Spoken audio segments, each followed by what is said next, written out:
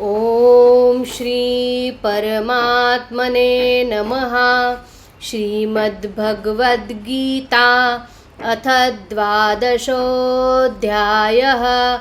अर्जुन उवाच एवं सततयुक्ता ये भक्तास्त्वां पर्युपासते ये चाप्यक्षरमव्यक्तं तेषां के योगवित्तमाः।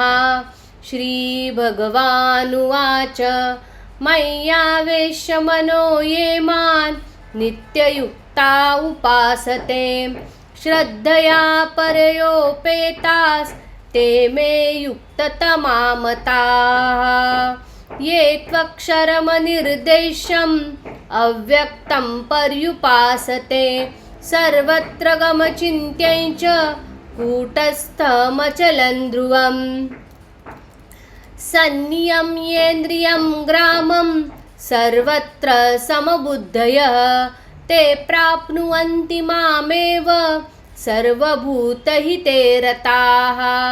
क्लेशोऽधिकतरस्तेषाम् अव्यक्तासक्तचेतसाम् अव्यक्ता हि गतिर्दुःखं देहवद्भिरवाप्यते। ते तु सर्वाणि कर्माणि मयि सन्न्यस्य मत्पराः अनन्येनैव योगेन मां ध्यायन्त उपासते तेषामहं समुद्धर्ता मृत्युसंसारसागरात्।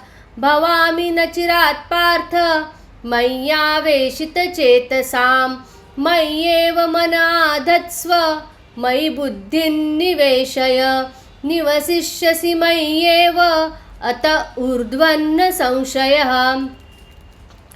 अथ चित्तं समाधातुं न शक्नोषि मयि स्थिरम् अभ्यासयोगेन ततो मामिच्छाप्तुं धनञ्जय। अभ्यासेऽप्यसमर्थोऽसि मत्कर्म परमो भव मदर्थमपि कर्माणि कुर्वन् सिद्धिमवाप्स्यसि।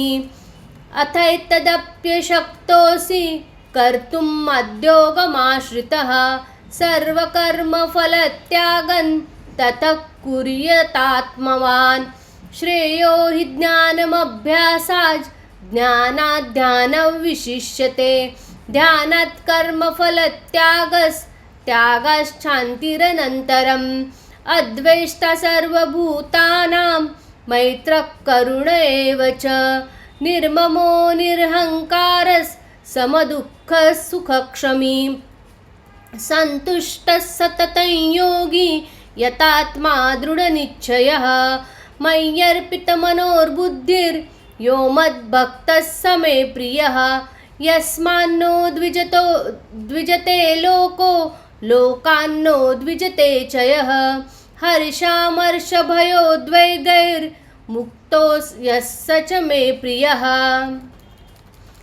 अनपेशः शुचिर्दक्ष उदासीनो गतव्यतः सर्वारम्भपरित्यागी यो मद्भक्तः स मे प्रियः। यो न रुष्यति न द्वेष्टि न शोचति न काङ्क्षति शुभाशुभपरित्यागी भक्तिमान्यः स मे प्रियः।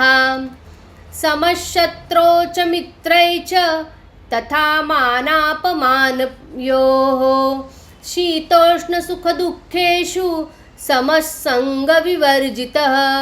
तुल्यनिन्दास्तुतिर्मौनी सन्तुष्टो येन केनचित् अनिकेतस्थिरमतिर्भक्तिमान् मे प्रियो नरः।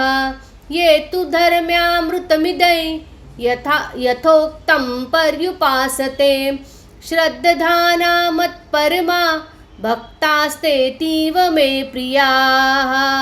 ॐ तत्सदिति श्रीमद्भगवद्गीतासु उपनिषत्सु ब्रह्मविद्यायां योगशास्त्रे श्रीकृष्णार्जुनसंवादे भक्तियोगो नाम 12. ॐ श्रीकृष्णार्पणमस्तु। हरये नमः हरये नमः हरये नमः।